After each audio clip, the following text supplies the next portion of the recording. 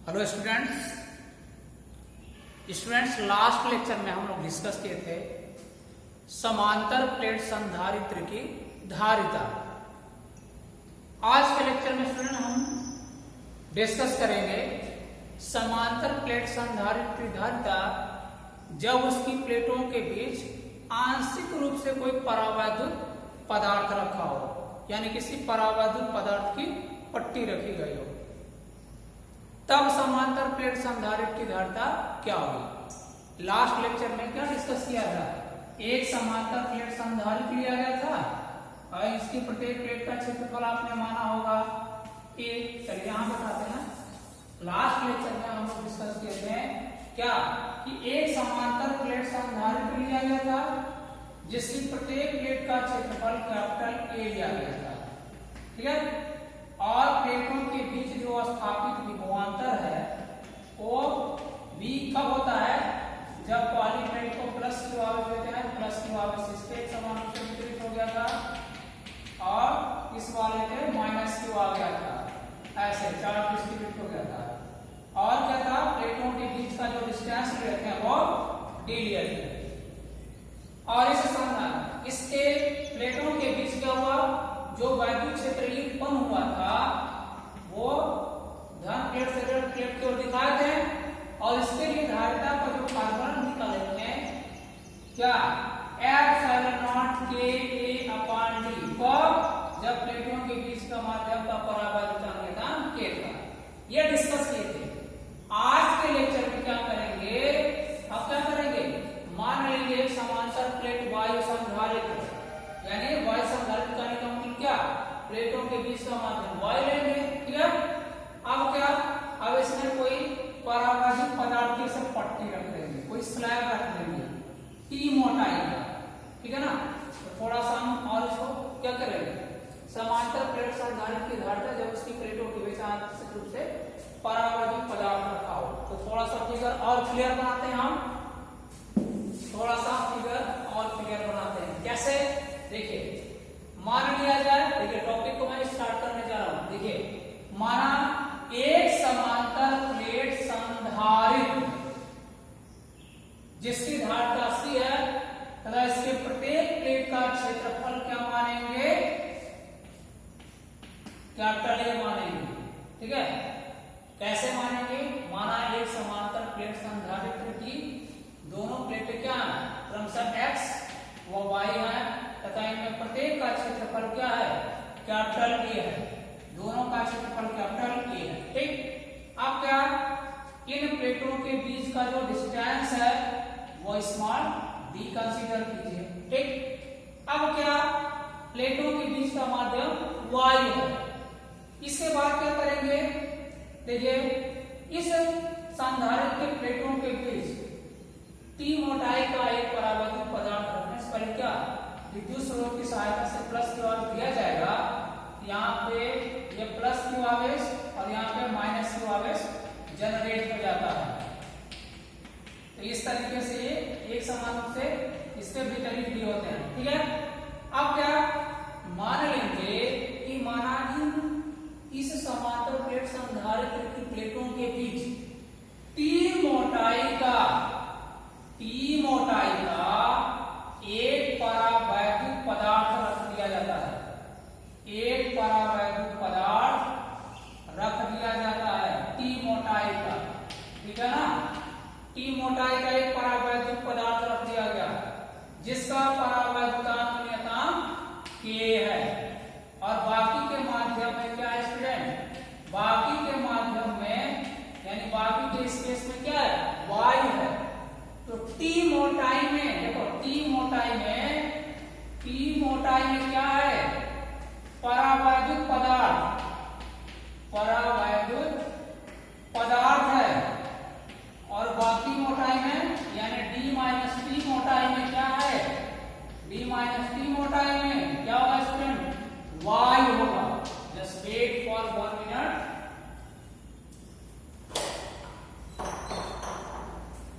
T मोटाई में क्या है, वायु है। अब इसके बाद देखिए स्टूडेंट हम क्या करेंगे, अभी तक जो माना है, क्या माना है, एक समांतर प्लेट संधारित्र कि दोनों प्लेटें x व y हैं जिनमें प्रत्येक का क्षेत्रफल कैपिटल A है, एक दूसरे से स्मॉल d दूरी पर स्थित हैं। प्लेटों के बीच का माध्यम y है।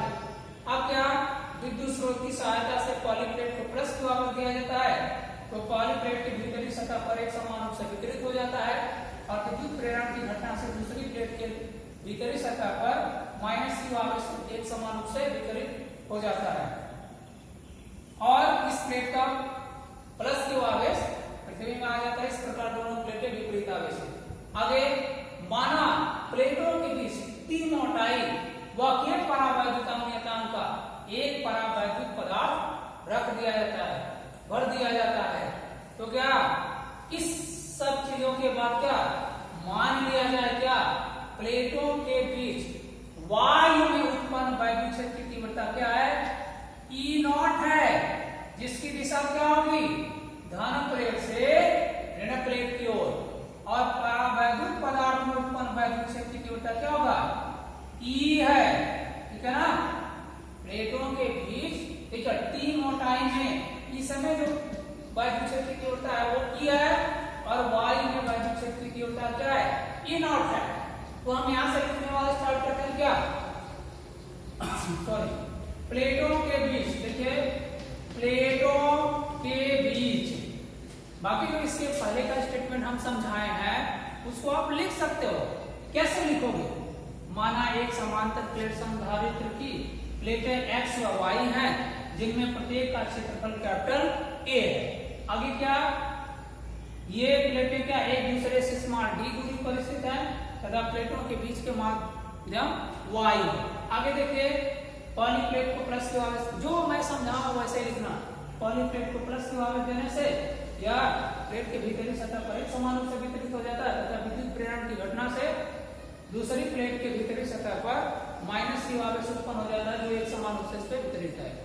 और क्या दूसरी प्लेट के बाहरी सतह पर प्लस क्यू आवेश पृथ्वी में चला जाता है। अब क्या माना प्लेटों के बीच की मोटाई और के परावैद्युत नियतांक का कोई परावैद्युत पदार्थ रख दिया जाता है, तो क्या प्लेटों के बीच वायु में उत्पन्न वैद्युत क्षेत्र की तीव्रता E0 है तथा प्लेटों के बीच रखित परावैद्युत पदार्थ में वैद्युत क्षेत्र की तीव्रता E है। तो आगे लिखेंगे प्लेटों के बीच क्या प्लेटों के बीच वायु में उत्पन्न वैद्युत क्षेत्र की तीव्रता, वैद्युत क्षेत्र की तीव्रता क्या होगा student E0 is equal to sigma upon epsilon naught आप बोलते हैं ना, यानी यहाँ पे प्रत्येक प्लेट पर आवेश का पृष्ठ घनत्व सिग्मा, इसका प्लस में होगा, इसमें क्या होगा माइनस में होगा सिग्मा, ये होगा। और सिग्मा का वैल्यू आप ऑलरेडी जानते हैं, sigma is equal to Q upon A होता है। इसको सिंप्लीफाई करेंगे क्या होगा क्यू अपान ए ऐसे रखेंगे तो ए नीचे आ जाएगा Q upon epsilon not into A, ठीक। अब क्या परावैद्युत पदार्थ में, परावैद्युत पदार्थ में उत्पन्न वैद्युत क्षेत्र की तीव्रता, उत्पन्न वैद्युत क्षेत्र की तीव्रता क्या होगा student E is equal to क्या होगा सिग्मा अपान के एप्सिलॉन नॉट, सिग्मा की जगह क्यू अपान ए रखेंगे, क्यू अपान के ए एप्सिलॉन नॉट हो जाएगा, ये हो गया ना। अब देखिए स्टूडेंट एक चीज जान लीजिए, पुनः क्या होगा, मान लीजिए माना प्लेटों के बीच, प्लेटों के बीच वायु क्षेत्र में, वायु क्षेत्र में स्थापित विभवांतर, स्थापित वायु क्षेत्र ऐसा d माइनस टी दूरी में विभवांतर V1 तथा परावैद्युत पदार्थ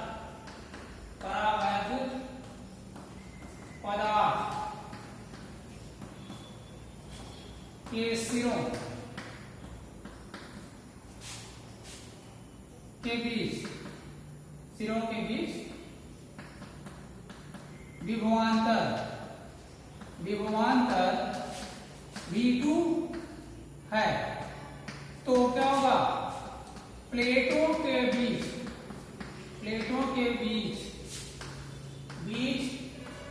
परिणामी विभवांतर क्या हो जाएगा स्टूडेंट, परिणामी विभवांतर V is equal to V1 plus V2। अब एक फार्मूला पढ़े हुए आप लोग, E is equal to V upon T, ठीक है। V इज इक्वल टू क्या होगा, E इंटू D। अब बात करेंगे, इसी फार्मूले से हम चलेंगे, इसी फार्मूले को ध्यान में देखिए। जब क्या होगा, y क्षेत्र लेंगे तो d की जगह क्या, देखिए y इस रीजन में y है, इस रीजन में y है, किसमें y है, d माइनस t डिस्टेंस में y है, और इसमें विभवांतर V1 है, और इसमें वैद्युत क्षेत्र क्या है, E0 है।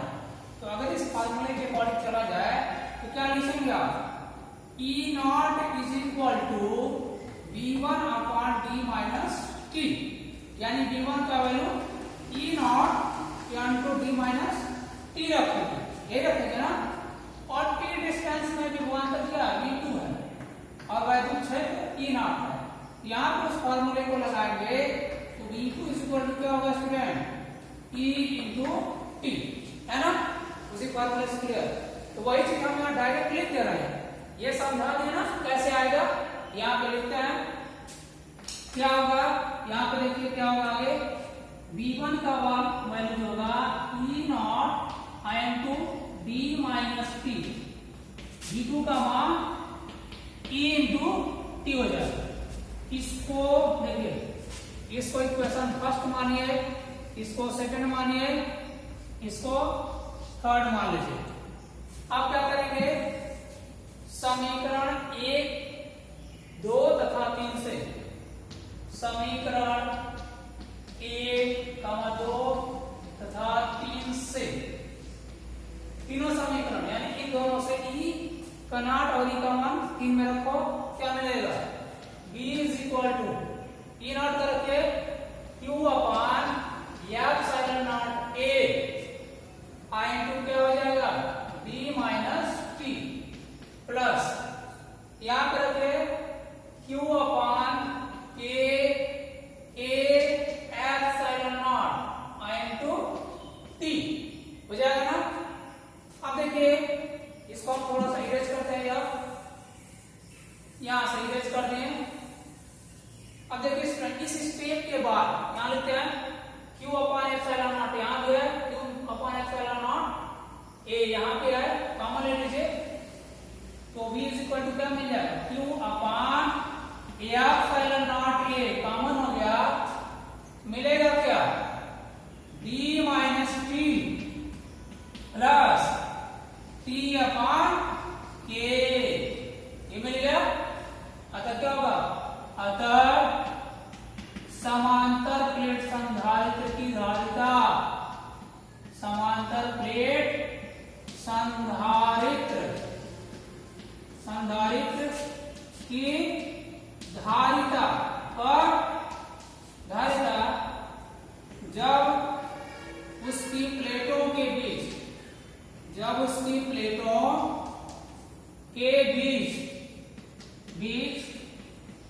आंशिक रूप से परावैद्युत पदार्थ भरा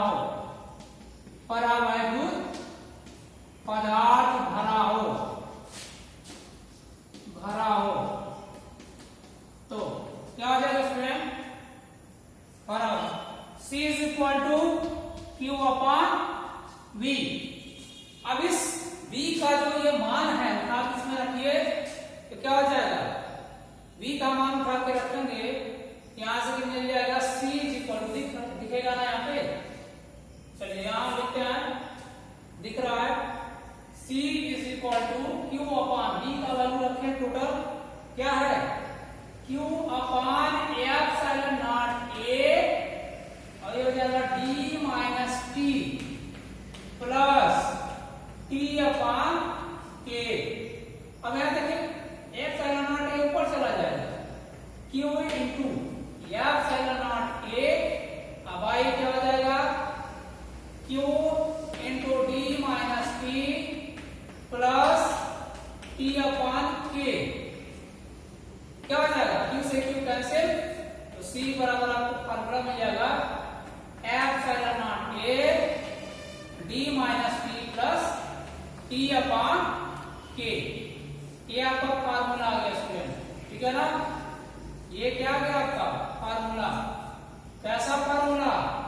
किसी समांतर प्लेट संधारित्र की धारिता जब प्लेटों के बीच T मोटाई का कोई परावैद्युत पदार्थ भरा हो। इधर किस केस का लिखा है वो दिख रहा है ना, देख लेते हैं। ठीक है, ठीक है, सब कुछ क्लियर है। देखिए यह गया समांतर प्लेट संधारित्र की धारिता कब, जब उसकी प्लेटों के बीच आंशिक रूप से परावैद्युत पदार्थ रखा हो, यानी T मोटाई का अगर कोई परावैद्युत पदार्थ प्लेटों के बीच रखा है, उसके लिए समांतर प्लेट संधारित्र की धारिता ये आ जाएगा, C equal to epsilon naught A D minus T plus T upon K। Okay, इसके बाद देखिए कुछ कंडीशंस आएंगे, उन कंडीशंस को भी हम डिस्कस करेंगे। अब कंडीशन का डिस्कशन देख लीजिए, किसी फॉर्मूले पे रखकर हम कंडीशन अप्लाई करेंगे। इधर का स्पेस हम ये मिटा के खाली करते हैं। यहां पे देखिए क्या आ जाएगा, case first, condition first, condition first. कुछ कंडीशन है देखा जाए। कंडीशन फर्स्ट में क्या होगा स्टूडेंट, अगर प्लेटों के बीच कोई परावैद्युत पदार्थ ना हो, यदि प्लेटों के बीच कोई परावैद्युत पदार्थ ना रखा हो, तब क्या होगा, जो T है या T मोटाई माने थे वो 0 हो जाएगा ना। क्या होंगे, यदि प्लेटों के बीच, यदि प्लेटों के बीच कोई परावैद्युत पदार्थ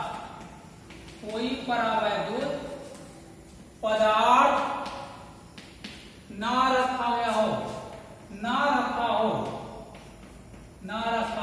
अर्थात क्या हो जाएगा student, T is equal to 0, तो क्या हो जाएगा, C is equal to epsilon naught A D minus T की जगह क्या रखेंगे, 0।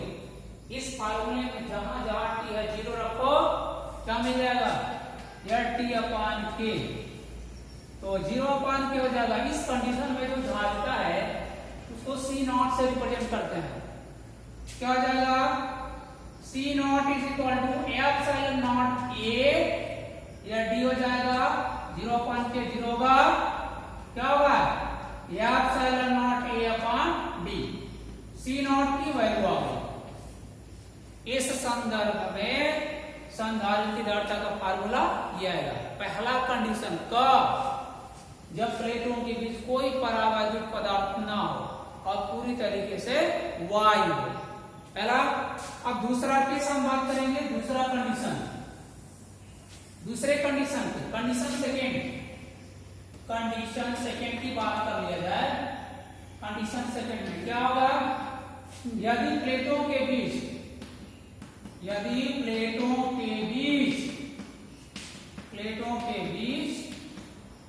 परावैद्युत पदार्थ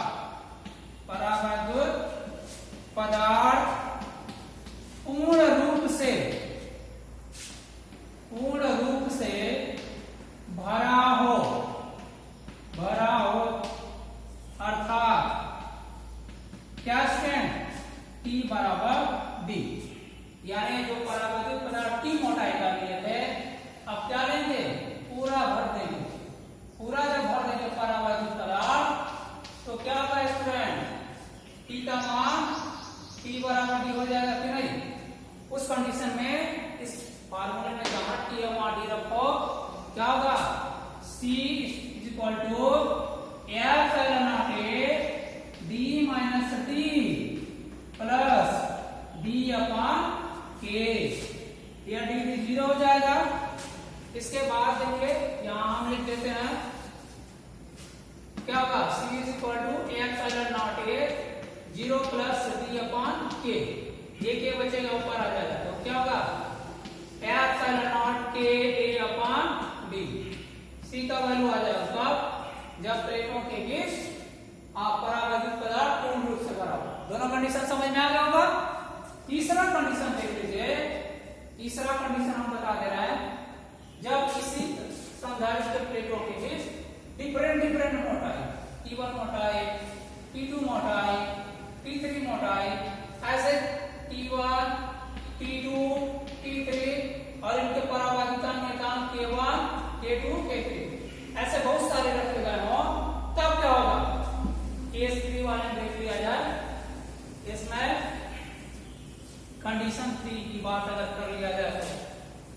क्या मिल जाएगा आपको? केस थर्ड यानी कंडीशन 3। कंडीशन 3 का मैं डायरेक्ट फार्मूला लिख दे रहा हूं।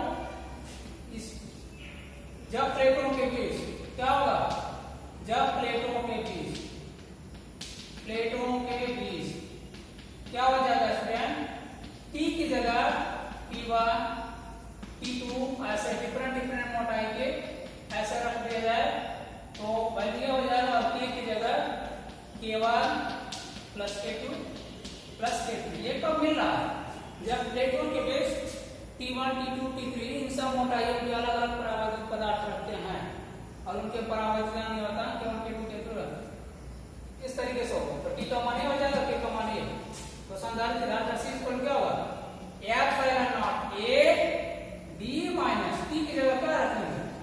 T1 plus T2 plus dash dash last तक जाएगा प्लस T आया तो पर T1 T2 plus dash dash upon K1 K2 plus dash dash. ये हो जाएगा उस कंडीशन में संधारित्र धारिता का जब प्लेटों के बीच अलग अलग मोटाई हो, जैसे T1 T2 T3 और जिनके परावर्तिता K1 K2 डैश डैश रख दिए जाए तो उस कंडीशन में संधारित्र धारिता का फार्मूला ये हो जाएगा। ओके स्टूडेंट्स, ये टॉपिक कंप्लीटली फिनिश हो गया। अब इसके बाद नेक्स्ट टर्म पे हम नेक्स्ट टॉपिक को डिस्कस करेंगे। आज के लिए बस इतना ही। Okay students.